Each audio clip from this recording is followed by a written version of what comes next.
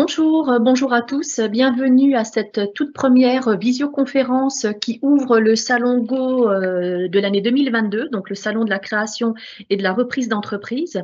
En ouverture de ce salon, nous avons choisi de vous parler de stratégie entrepreneuriale. Nous allons voir ensemble que la stratégie entrepreneuriale consiste à faire des choix qui sont tout à fait nécessaires pour atteindre vos objectifs. Un entrepreneur doit impérativement déployer une stratégie pour développer et pérenniser son entreprise. Cela va lui permettre de fixer un cap et des buts à atteindre. Il est important de noter dès à maintenant que la définition de la stratégie doit absolument intervenir avant le business plan. Donc ça, on y reviendra un petit peu plus tard dans le déroulé de cette visioconférence.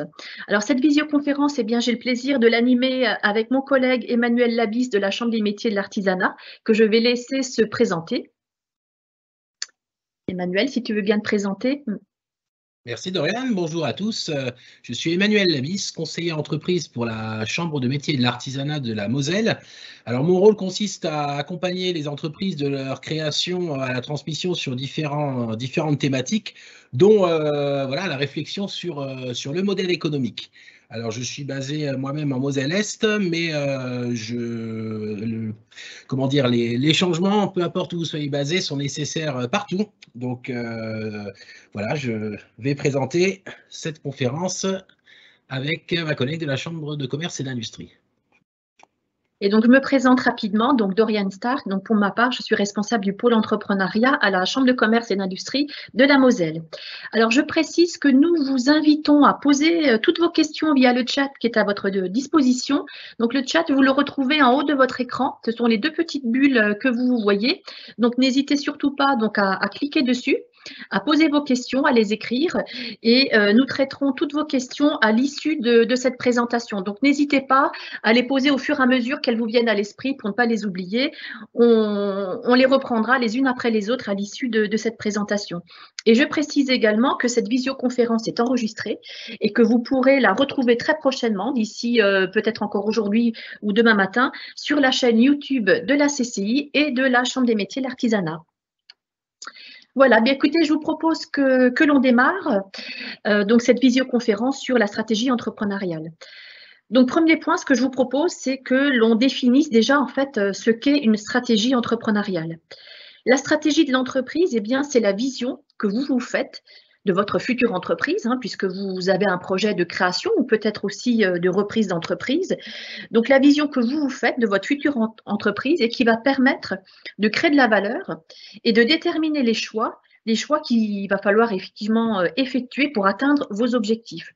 Donc, on comprend bien dès le démarrage de cette visioconférence que la stratégie, c'est d'abord une question de choix, des choix qui doivent être réalisés, mais qui ne doivent pas être réalisés au hasard, des choix qui doivent être mûrement réfléchis. Pour réaliser ces choix, eh bien, ça sous-entend que vous ayez réalisé un certain nombre de réflexions préalables. Tout d'abord, cela sous-entend que vous ayez défini des objectifs stratégiques. Alors, je rappelle qu'un objectif, pour qu'il soit réalisable, qu'il soit atteignable, il doit être rentable, il doit être également mesurable et aussi défini dans le temps. Donc, ne perdez pas de vue en fait les critères auxquels doivent répondre vos objectifs. Pour définir votre stratégie entrepreneuriale, eh bien, cela suppose que vous ayez également étudié les différentes options possibles pour atteindre ces objectifs. Donc, ces différentes options, on va y revenir juste après. Donc, on y reviendra en détail. Et puis, cela sous-entend aussi que vous ayez réalisé un plan d'action avec un suivi périodique qui va vous permettre de contrôler l'avancement des actions et l'atteinte de vos objectifs. Donc ça, on y reviendra aussi dans le cours de cette visioconférence, puisqu'il faut également prévoir des ajustements en cas de besoin. Voilà, donc pour définir la bonne stratégie, eh bien, il faut bien sûr préparer votre projet. Donc, on y reviendra, mais au cours de ce salon, eh bien, vous avez en tout 32 visioconférences qui sont à votre disposition et qui vont justement vous permettre de bien préparer votre projet. Donc, n'hésitez pas si vous souhaitez encore vous inscrire à d'autres visioconférences. Et puis, donc, pour définir la bonne stratégie, eh bien, il faut également être capable, ce qu'on a indiqué tout à l'heure, de mesurer les effets de la stratégie que vous avez mis en place. Donc, cela suppose que vous ayez mis en place des indicateurs, donc des indicateurs que vous allez définir et qui vont être variables en fonction de l'activité que vous envisagez de créer. Hein, donc, des indicateurs à définir au cas par cas. Et puis, il va falloir également, comme on l'indiquait, tenir compte des effets que vous observerez suite à la mise en place de votre stratégie et puis, bien sûr, corriger, adapter la stratégie si cela est nécessaire, si vous observez des indicateurs qui ne sont pas satisfaisants. Voilà, donc concernant les différentes stratégies que vous pourriez mettre en place, eh bien, je vous propose que nous les reprenions les unes après les autres. Alors, première option possible en termes de stratégie globale, eh bien, c'est ce qu'on appelle la stratégie de spécialisation. Alors, la spécialisation, eh bien, ça consiste à se concentrer sur un seul métier dans lequel, en fait, vous allez déployer eh bien, toutes vos ressources et toutes vos compétences. Pour vous donner un exemple, on pourrait imaginer donc un commerce, par exemple, qui vend de l'électroménager, du gros électroménager, du petit électroménager, des télévisions, du multimédia. Donc là, on est en fait sur une stratégie qui est relativement large. Et en termes de spécialisation, eh bien, on pourrait imaginer un point de vente qui ne vende que des télévisions. Voilà, donc là, on serait très clairement sur une activité spécialisée qui opte pour une stratégie de spécialisation. Alors, cette stratégie de spécialisation, elle présente un certain nombre d'avantages. C'est qu'elle peut vous permettre d'avoir un avantage concurrentiel fort. Vous êtes un hyper spécialiste, donc ça peut être effectivement intéressant. Cette stratégie, elle peut également vous permettre de réaliser des économies d'échelle. Hein, vous allez peut-être pouvoir acheter moins cher. Vous allez aussi pouvoir peut-être optimiser en fait vos ressources humaines puisque tous vos employés seront hyper spécialisés. Donc, en termes de formation, etc., vous allez pouvoir faire des économies d'échelle. Et puis, en termes d'image, ça va vous permettre également de développer une image extrêmement positive d'hyper spécialiste. Voilà, donc il peut y avoir des avantages effectivement intéressants si vous optez pour cette stratégie qui va tout de même présenter également quelques limites. Puisque effectivement, si on constate que sur votre marché, on constate l'apparition de produits de substitution. Donc, pour vous, le retournement peut être peut-être un petit peu plus difficile. Voilà, notamment si on est également sur une saturation de la demande, ça peut poser quelques difficultés aussi. Il va falloir être très réactif et vous repositionner très, très vite. Voilà, et puis effectivement, puisque vous avez du matériel, des ressources qui vont être hyper spécialisées, ça peut engendrer parfois quelques rigidités, justement, s'il faut rebondir et changer de stratégie. Voilà, donc, mais voilà, c'est une stratégie possible que vous pouvez tout à fait mettre en œuvre. Autre stratégie possible, alors on est toujours dans les stratégies globales hein, des entreprises, autre stratégie possible, c'est la diversification. Donc, la diversification, eh bien, ça sous-entend que vous exercez plusieurs activités qui sont liées ou pas. On pourrait imaginer aussi que les activités n'ont pas forcément de lien entre elles. Donc, elles peuvent avoir un lien avec le métier d'origine ou pas. Donc, en tout cas, ça consiste à se développer dans plusieurs métiers différents. Donc, en termes d'exemples, eh bien, on peut se référer, par exemple, à certaines grandes enseignes qui vendent du mobilier. Je pense par exemple à Ikea, des gens de ce type-là, où effectivement, on va avoir une diversification, puisque dans ces magasins, eh bien, on retrouve du mobilier, mais on retrouve également différents objets de décoration, on retrouve du linge de maison, voilà, on retrouve en fait toutes sortes d'activités qui sont tout de même liées entre elles, hein, là dans mon exemple, puisqu'est bien en fait, on est toujours autour de la maison. Le thème général reste la maison, donc on est bien sur une diversification, mais avec des activités qui restent liées entre elles. Et d'ailleurs, sur ce marché-là, vous pouvez constater que beaucoup d'autres enseignes qui ne faisaient traditionnellement que du meuble ont été amenées aussi à revoir un peu leur stratégie et à se différencier aussi. Aujourd'hui, beaucoup d'enseignes qui traditionnellement vendait du meuble, aujourd'hui, vous retrouvez aussi de la décoration, des luminaires, des tableaux, des cadres, du linge de maison. Voilà, donc c'est vraiment une stratégie qui a été choisie par un certain nombre d'établissements. Alors, cette stratégie, eh bien, elle présente des avantages. Chaque stratégie va présenter des avantages, des inconvénients.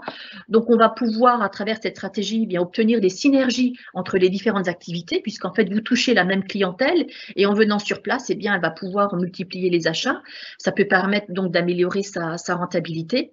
Et puis, ça peut permettre aussi parfois de limiter les risques, puisque si une activité est un petit peu en déclin, peut-être qu'une autre peut compenser. Voilà, donc on peut répartir, on va dire, la prise de risque entre différentes activités. Et concernant les limites de cette stratégie globale, eh bien, en fait, cette stratégie, en fait, peut permettre, va parfois nécessiter des investissements et des financements pour chaque activité. Donc, on peut avoir un coût un petit peu plus élevé. Et puis, on peut également, toujours en termes de limites, eh bien, connaître une dispersion des ressources et des compétences de l'entreprise, puisqu'il va falloir exercer plusieurs activités. Donc, il va falloir avoir des ressources et des compétences relativement larges.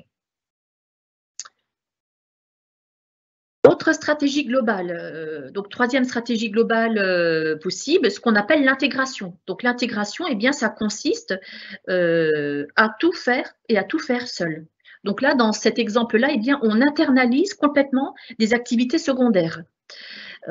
Si je prends un exemple plus lié à l'artisanat, vous avez certainement autour de vous des entreprises qui vendent des fenêtres, qui vendent des portes. Et par exemple, pour illustrer une stratégie d'intégration, eh bien, ça serait par exemple une entreprise qui vend des fenêtres, des portes et qui propose elle-même la pose. Donc la pose n'est pas sous-traitée, on a une équipe pose, une équipe de salariés au sein de l'entreprise qui assure la pose. Donc là, on est vraiment dans une stratégie d'intégration. On fait tout et on le fait tout seul. Donc ça, voilà également des avantages, comme sécuriser les approvisionnements, mieux coordonner les activités, parce que c'est forcément un petit peu plus simple à gérer quand vous l'assurez en interne. Donc ça permet de mieux coordonner l'organisation, de mieux respecter les délais, de diminuer aussi parfois les coûts. Mais cette stratégie, bien forcément, elle propose, on identifie aussi quelques limites avec ce type de stratégie. C'est effectivement une maîtrise de ressources et de compétences différentes puisque l'entreprise gère plusieurs métiers. C'est un petit peu le même cas de figure que tout à l'heure. Donc, il faut avoir une équipe de commercial, une équipe de poseurs, donc des compétences et des ressources, on va dire, plus importantes. Et puis, autre limite, c'est effectivement tout problème dans une activité peut entraîner des répercussions sur l'ensemble de l'entreprise. Vous assurez vous-même la pose, votre équipe de poseurs, pour X raisons, elle n'est pas opérationnelle, vous avez des personnes qui sont absentes, eh bien, en fait, vous n'avez plus de poseurs, donc il faut tout de suite pouvoir réagir et pouvoir remplacer cette activité puisqu'elle est absolument indispensable dans l'exercice de votre activité et pour la réussite de votre entreprise. Ensuite, troisième stratégie globale que l'on peut définir. Donc là, en fait, c'est un petit peu l'inverse de celle qu'on vient de voir. On a vu tout à l'heure qu'on pouvait tout faire seul. Là, ici, la quatrième stratégie consiste à tout externaliser. Donc, on fait faire. On ne fait plus soi-même, on externalise. Donc là, en fait, sont des stratégies qu'on retrouve dans certains secteurs d'activité, comme par exemple le luxe. Les grandes entreprises de luxe souvent optent pour cette stratégie-là, où la confection, par exemple, va être sous-traitée à des artisans, voire de l'artisanat d'art, pour de la broderie, des choses de ce type-là. Donc, ce n'est pas forcément une activité qui est assurée en interne par l'entreprise, mais qui peut être effectivement sous-traitée. Donc, cette stratégie, eh bien, elle permet de réduire ses coûts et d'améliorer la qualité des produits, puisque pour chaque activité, vous allez faire appel à un hyper spécialiste qui va être très attentif et qui va réaliser chaque prestation de manière extrêmement soignée. Donc là, ça peut permettre effectivement de réduire les coûts et puis surtout d'améliorer la qualité des produits. Et puis, ça peut permettre aussi à l'entreprise d'être relativement flexible face aux évolutions de l'environnement. Si à un moment, en fait, vous changez de process, eh bien, en fait, il faudra peut-être trouver un autre intervenant, voilà. Donc, ça laisse un peu plus de flexibilité. Et concernant les risques, eh bien, en fait, le risque majeur peut être effectivement considéré comme une dépendance vis-à-vis de ses prestataires extérieurs. Voilà, donc ça peut être le principal risque. Et puis l'entreprise risque peut-être aussi parfois de perdre des compétences stratégiques, un savoir-faire qu'elle avait peut-être déjà en interne. Voilà les différentes stratégies globales donc qu'il va falloir définir, qu'il va falloir choisir en fonction de votre vision de votre projet. Et ces stratégies en fait globales, eh bien, va falloir les compléter avec des stratégies qui sont plus fonctionnelles. Là, on n'est plus sur la globalité du projet, mais des stratégies plus fonctionnelles qui vont vous aider en fait à définir comment utiliser et comment gérer les ressources et les compétences de la manière la plus efficace qui soit. Donc là, on est vraiment plus dans la gestion des ressources et des compétences. Donc les différentes stratégies fonctionnelles qu'on peut identifier, eh bien, ça peut être une stratégie de domination par les coûts. Donc cette stratégie, en fait, elle consisterait à baisser les prix des produits en essayant de faire des économies d'échelle. Donc ça peut être une première stratégie fonctionnelle. Deuxième stratégie fonctionnelle, eh bien la stratégie d'innovation et de technologie, puisque l'innovation, en fait, peut vous aider à anticiper plus rapidement des changements liés notamment au marché et tirer profit, un maximum de profit des occasions qui peuvent se présenter avec des évolutions du marché. Et puis, troisième stratégie fonctionnelle, la stratégie de différenciation. Il est possible que votre entreprise évolue dans un secteur de niche. Si c'est le cas, eh bien, vous n'avez pas forcément un besoin extrêmement important de vous différencier parce que vous êtes dans un marché de niche, mais ce n'est pas forcément le cas. Et si ce n'est pas le cas, eh bien, effectivement, vous avez peut-être tout intérêt à vous différencier, à vous positionner de manière vraiment différente, de manière très claire sur votre marché pour rester compétitif. Et puis la quatrième stratégie fonctionnelle, eh bien, c'est ce qu'on appelle la stratégie de coopération. Donc cette stratégie-là, eh bien, elle consiste à mettre en commun des compétences, des moyens ou des ressources qui vont vous permettre également de faire un certain nombre d'économies. Ça pourrait être par exemple des locaux partagés, du matériel partagé. Voilà, donc ça peut être aussi une solution peut-être à étudier pour optimiser votre projet. Alors, une fois que votre stratégie est définie, eh bien, il va falloir vraiment la formaliser.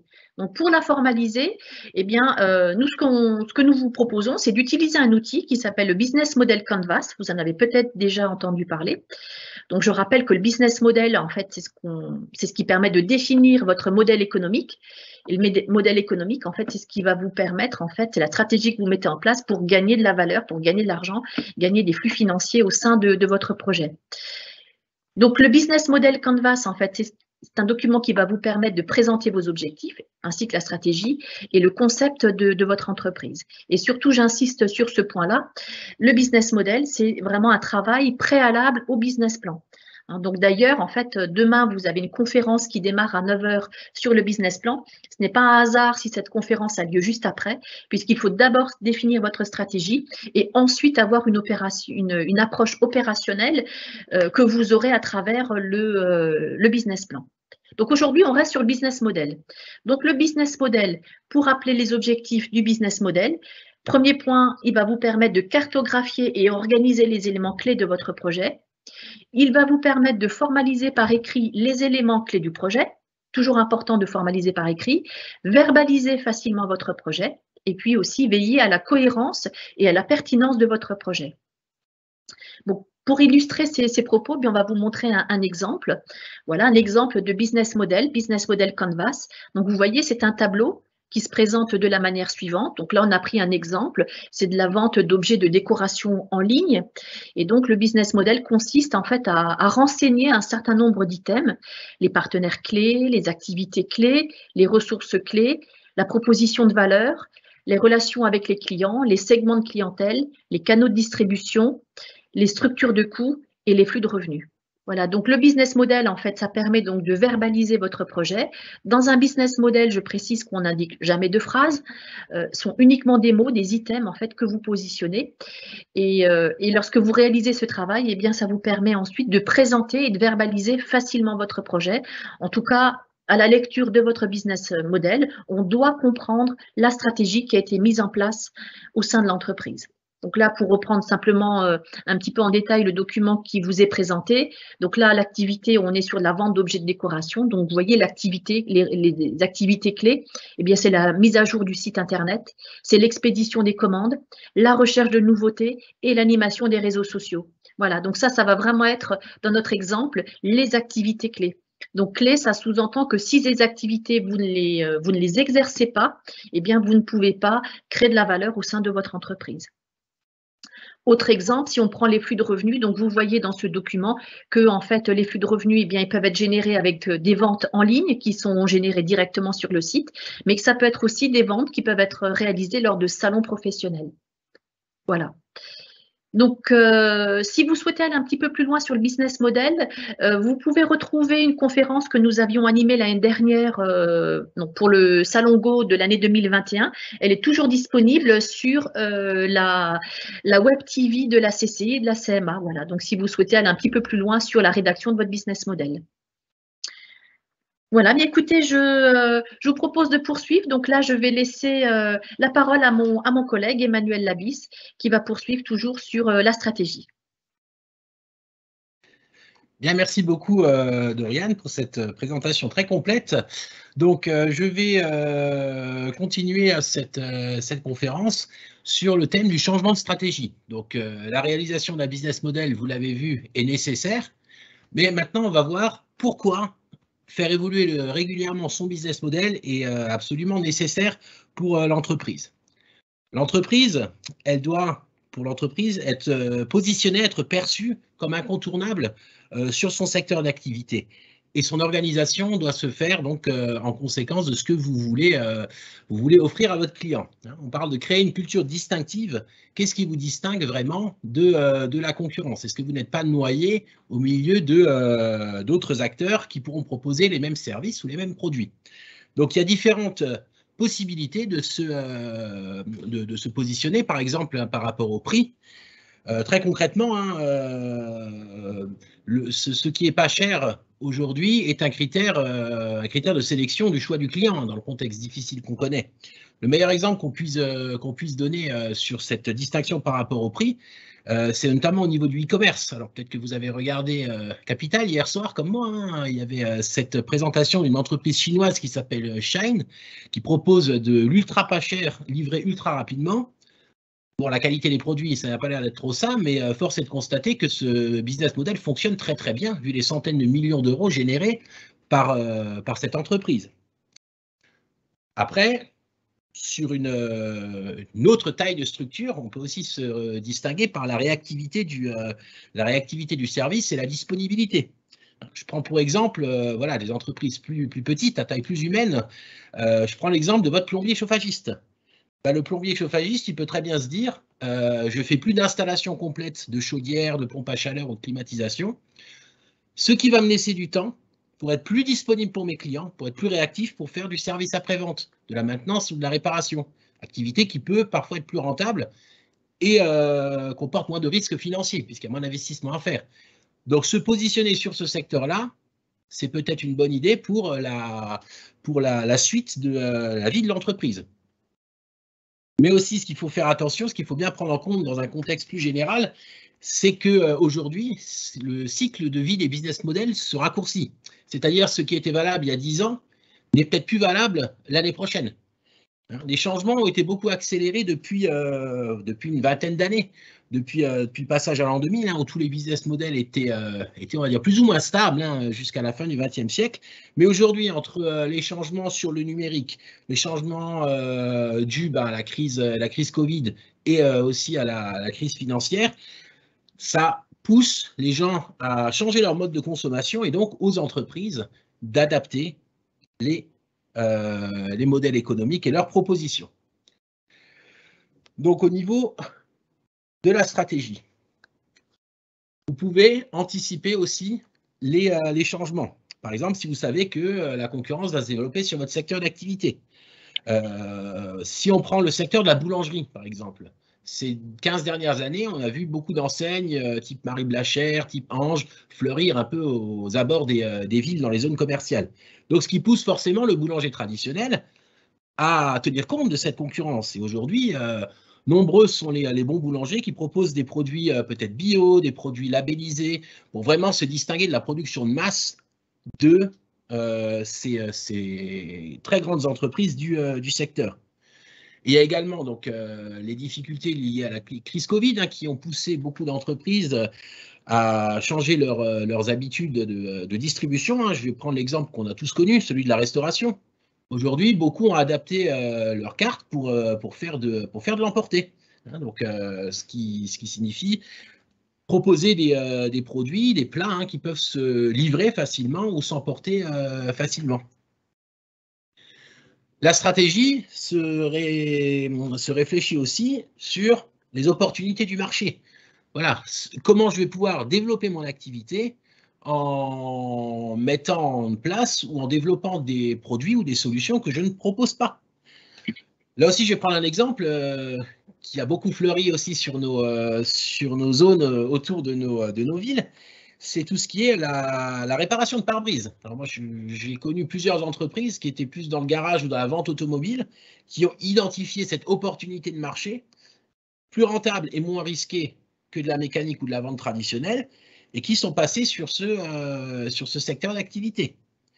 Mais attention, cet exemple, je ne l'ai pas pris au hasard parce que c'est une opportunité du moment, et combien de temps elle sera encore valable. Donc, il faut faire très attention à l'effet de mode, au cycle de vie du business model qui se raccourcit.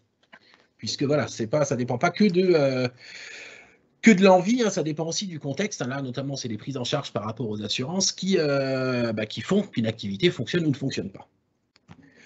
Ensuite, vient la partie opérationnelle. J'ai un changement de stratégie. Comment je vais m'y prendre? Là, tout dépend de la taille de la structure. Si vous êtes seul, c'est sûr que le changement sera plus simple à opérer que si vous reprenez ou vous créez une entreprise dans laquelle vous avez 5 ou 10 salariés. Puisque si vous êtes tout seul ou à deux, c'est vous qui assumez la majorité des fonctions de l'entreprise. Et puis, si c'est vous qui décidez le changement, ce sera plus simple à le faire porter à vous-même. Par contre, effectivement, il faut tenir compte des ressources internes et notamment des ressources humaines présentes dans l'entreprise pour pouvoir accompagner ce changement. Donc là, si les changements sont importants, vous n'êtes pas tout seul.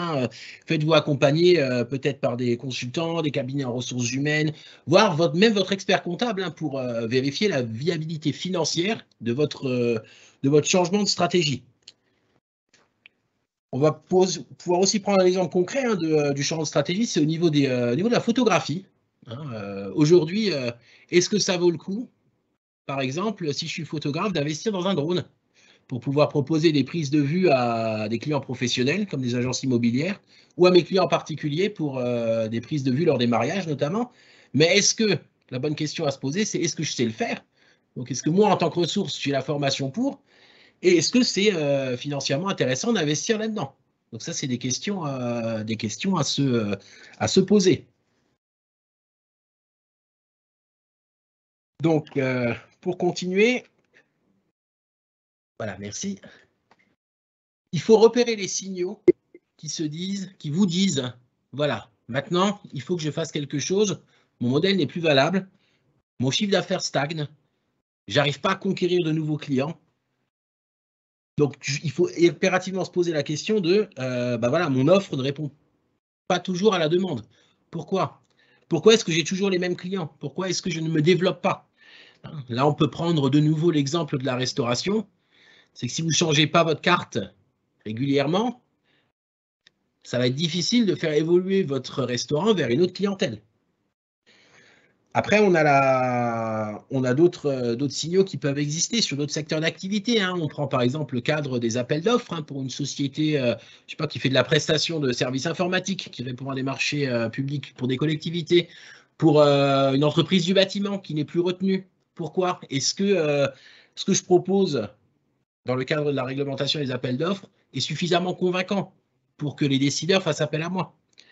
Est-ce que les technologies dont je dispose sont suffisantes? C'est-à-dire, si je produis quelque chose, si je suis un industriel, est-ce que ma ligne de production est adaptée en termes de technologie pour pouvoir produire toujours suffisamment le même nombre de pièces que mes clients attendent. Donc tout ça, ce sont des choses qu'il faut prendre en compte. C'est comme, en conclusion, on vous dit, voilà, si ça fait 10 ans que les entreprises existent, il faut s'interroger. Parce que peut-être que voilà, vous allez rester assis sur vos lauriers et peut-être pas suffisamment prospecter. Je prends pour exemple des sociétés établies depuis des années, leaders sur leur secteur, dont le chiffre d'affaires décroît. Pourquoi? Parce qu'il n'y a plus de force commerciale. Ils étaient habitués à avoir ce qu'on appelle des appels entrants, les clients qui venaient vers chez eux. Mais aujourd'hui, face à une concurrence toujours plus accrue, le manque de prospection fait que le lien historique entre l'entreprise et le client ne se fait pas. Donc il faut impérativement voilà, recruter ou revoir sa stratégie commerciale et pas vivre sur des acquis. Donc ça, ce sont les signaux externes à l'entreprise. Maintenant, en interne, on peut aussi voir, en fonction de certains paramètres, si le business model est en bout de course et quels sont ces paramètres à analyser. Déjà, ce qu'on recommande de faire, c'est évidemment une veille financière. Est-ce que mon chiffre d'affaires augmente, stagne ou baisse?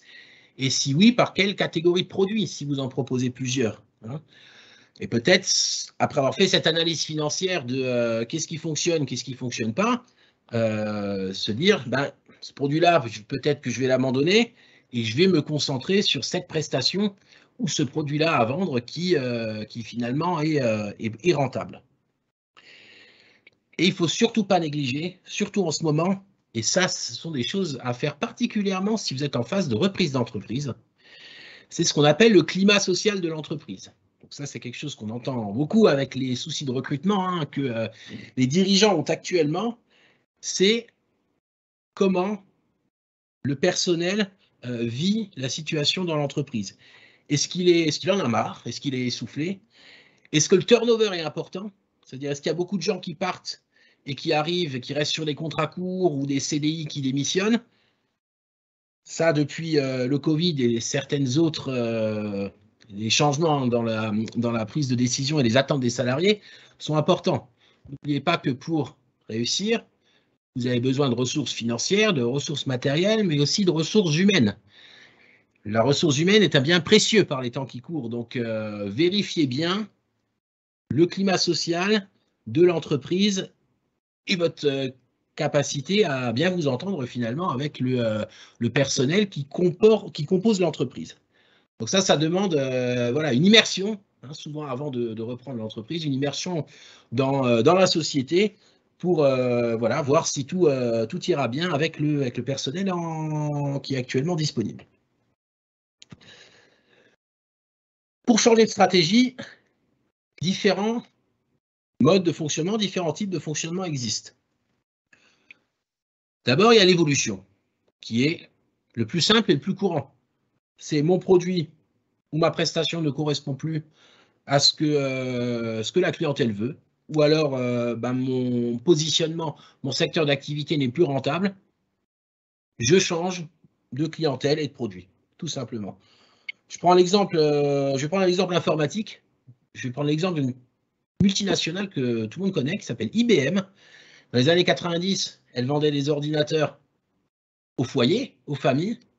Et aujourd'hui, voyant que ce secteur était de plus en plus concurrencé, notamment par les concurrents chinois, asiatiques ou même d'autres Américains qui sont venus sur le secteur, elle s'est dit, on ne pourra pas lutter contre produire sur des gros volumes comme nos concurrents asiatiques le font, on va plutôt se concentrer sur la prestation de services de pointe aux professionnels.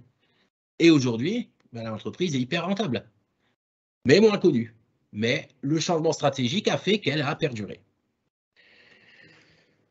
Attention par contre au changement de modèle économique parce qu'il demande parfois des investissements. Aujourd'hui, il faut bien réfléchir si le changement que j'envisage n'est pas trop coûteux en termes d'investissement, notamment matériel si vous produisez quelque chose, si l'investissement que vous allez engager dans le cadre du changement soit finalement rentabilisé. Et donc, je reviens sur les études, les paramètres à prendre en compte. Une étude financière est impérative pour valider votre changement de modèle économique. Alors, il peut y avoir comme autre type de changement stratégique, la reconstruction. On repart, on fait table rase du passé, on repart de zéro pour changer le modèle économique et sauver finalement l'entreprise. Je prends un exemple concret, toujours sur la reprise d'entreprise, plutôt sur l'artisanal. On va prendre l'exemple de la boulangerie de nouveau, puisque ça c'est le secteur finalement qu'on connaît le mieux. J'ai suivi il y a quelques années une entreprise, un jeune boulanger qui a racheté une entreprise en liquidation judiciaire qui ne fonctionnait plus. Pourquoi? C'était la seule du village, à 5 km à la ronde. Bon, normalement, ça devait marcher. Mais il y avait des soucis, on va dire, de gestion et d'offres. Et avant de reprendre, donc lui, il a bien négocié ses prix avec ses fournisseurs, recruté le personnel qu'il fallait pour que les horaires d'ouverture soient adaptés et proposer des nouvelles recettes à ses clients. Et ben aujourd'hui, il en a ouvert une troisième, puisque ces changements ont porté leurs fruits. L'évolution du business model traditionnel a été utile, s'est bien passé, a été accepté par le personnel, a été accepté par sa clientèle, et aujourd'hui, c'est quelqu'un qui fonctionne très bien. Mais il a pris le temps, avant de reprendre, de se poser, de réfléchir sur ce que je vais changer pour que mon entreprise, même si voilà, on est sur un secteur où c'est difficile d'innover, même si l'entreprise donc pouvait marcher. Et dernier changement stratégique qu'on peut envisager dans le cadre du développement de l'entreprise, c'est la révolution. Alors ça, c'est un thème qui est très d'actualité, hein, puisqu'on en a énormément parlé avec le rachat de Twitter par Elon Musk. Donc quelqu'un qui va tout balayer, on va tout refaire, on va transformer très rapidement, de manière radicale, notre modèle économique, parce que ça ne peut plus fonctionner.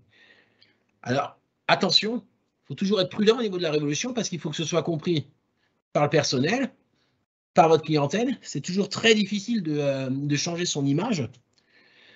Pareil, je vais prendre un exemple concret hein, qui sera connu de tous, c'est l'exemple de Lidl. Hein, Lidl qui a toujours identifié comme du low cost, du très low cost pendant des années, qui aujourd'hui, eux ont investi des millions, des dizaines de millions d'euros même dans la création de nouveaux magasins, une stratégie de communication très coûteuse. Donc, est-ce que ça fonctionne pour eux? A priori, oui. Mais voilà, cette révolution en interne, dans le fonctionnement des magasins, dans le fonctionnement de la communication, a forcément dû engendrer des changements profonds au sein de l'entreprise, mais le jeu en valait probablement la chandelle. Alors, en tant que chef d'entreprise, comment raisonner? Déjà, ne pas s'inquiéter. Un changement n'est pas forcément significatif de mauvaises choses, hein, de défaites. Le changement, justement, peut vous amener sur des sommets que vous n'auriez pas connus forcément ailleurs. Après, le changement, il faut le faire passer de façon positive en interne, être souple, réactif, et aussi très vigilant sur les attentes de la clientèle, hein, d'un point de vue extérieur à l'entreprise. Et toute cette attitude-là doit en fait vous mener à une réflexion, on va dire, je dirais pas quotidienne, mais constante. Il faut sans cesse pouvoir tester son business model. Alors déjà, il faut, peu importe l'âge de l'entreprise, hein, je vous encourage à le formaliser. Je vous encourage à le formaliser via l'outil Canvas qui vous a été présenté tout à l'heure. Il est important de le faire à la création de l'entreprise, mais aussi dans les années qui suivent, pour bien vérifier que ce que vous proposez et votre manière de fonctionner est toujours en phase avec les attentes des clients, mais aussi fonctionne toujours d'un point de vue interne et d'un point de vue financier, bien entendu. Hein. Donc n'hésitez pas aussi à le confronter en parlant, en proposant vos solutions à vos clients qui vont vous dire, bah oui, ça effectivement c'est une prestation que je serais prête à consommer chez vous, et surtout à le présenter à votre personnel qui pourra, voilà, se dire je marche avec vous dans cette stratégie où voilà, il faudrait qu'on revoie tout ça. Les erreurs à éviter. Alors, ce qu'il faut impérativement ne pas faire, c'est rester flou. Il faut assumer ses choix, il faut les faire savoir, il faut être clair. Hein. Il faut toujours, comme dit pour votre clientèle, être identifié comme celui qui va vous apporter cette solution, ce produit à ce prix-là, et en interne, ne rien cacher à ses collaborateurs. C'est la meilleure façon finalement de travailler en équipe, en cohérence ensemble. Aujourd'hui, voilà, la démarche à maintenir, c'est vérifier régulièrement votre business model. Est-ce que mon fonctionnement est toujours en phase avec les attentes de mes clients? Le business model, pour conclure, hein, n'est jamais figé. Il faut toujours tenir compte des évolutions du marché, des évolutions de la technologie, des habitudes des clients. Donc, hein, toujours rester réactif en interne, mais aussi en externe. Voilà, donc ça nécessite une réflexion permanente. Et je vais conclure sur cette phrase. Très bien. Merci beaucoup. Écoutez, je vous propose que nous passions à la partie questions. Un certain nombre de questions ont déjà été posées via le chat. Une première question qui nous a été posée, est-ce que le business model et le business plan sont des éléments obligatoires pour mener à bien un projet ? Alors, j'aurais tendance à vous dire que oui, puisqu'il faut bien comprendre que le business model et que le business plan, ce sont vraiment des outils qui vont vous permettre de mettre un maximum de chances de réussite de votre côté. Préparer un projet de création et de reprise d'entreprise, ça prend du temps. Effectivement, c'est une étape qui peut paraître relativement longue. En tout cas, il faut y consacrer du temps. Et oui, le business model et le business plan nous paraissent effectivement indispensables. Ils vont vraiment vous permettre d'étudier votre projet, de le travailler, de le fouiller, de le creuser. Et ça va vous permettre, en faisant tout ce travail de préparation, de mettre un maximum de chances de réussite de votre côté. Une deuxième question, Emmanuel, si tu veux y répondre. Vers quels acteurs stratégiques peut-on se tourner pour valider, obtenir un conseil sur l'élaboration de son business model ? Alors effectivement, hein, comme tu le rappelais, il est très important de pouvoir formaliser hein, déjà ce business model et ce business plan avant de se lancer hein, dans sa création d'entreprise.